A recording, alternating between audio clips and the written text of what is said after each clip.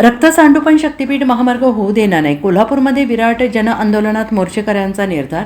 गेल्या काही दिवसांपासून सातत्यानं विरोध आणि टीकेच्या केंद्रस्थानी राहिलेल्या शक्तीपीठ महामार्गाचा विरोध करण्यासाठी मंगळवारी कोल्हापूरमध्ये जनआंदोलन केलं जात आहे.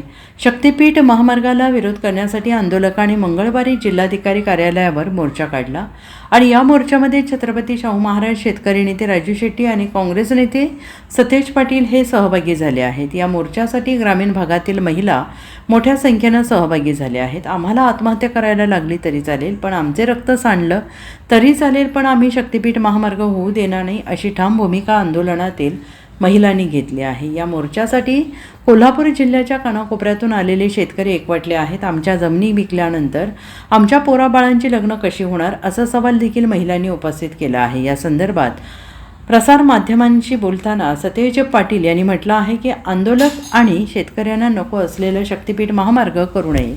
कोणत्याही परिस्थितीत आम्ही हा महामार्ग होऊ देणार नाही.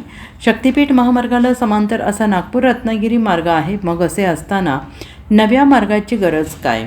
सांगली आणि कोल्हापूर जिल्ह्यात अनेक अल्पभूधारक शेतकरी आहेत आणि हे सगळे शेतकरी शक्तीपीठ महामार्ग झाल्यास भूमिहीन होतील.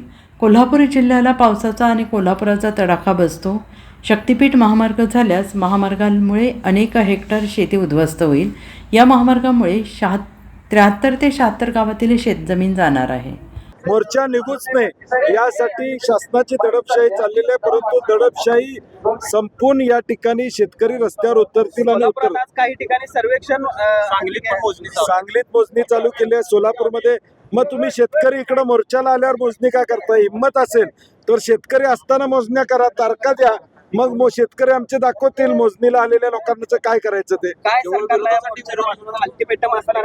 आम्ही आज दुपारी परत बसू आणि त्याच्यानंतर 12 जिल्ह्याची भूमिका या ठिकाणी निश्चित करू.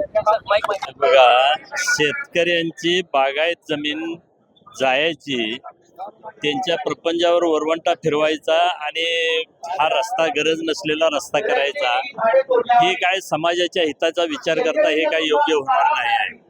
आमचे शेतकरी यामध्ये काही शेतकरी भूमिहीन होणार आहेत, भिके कंगाल होणार आहेत, त्यांना काही पुढे आधार राहणार नाही.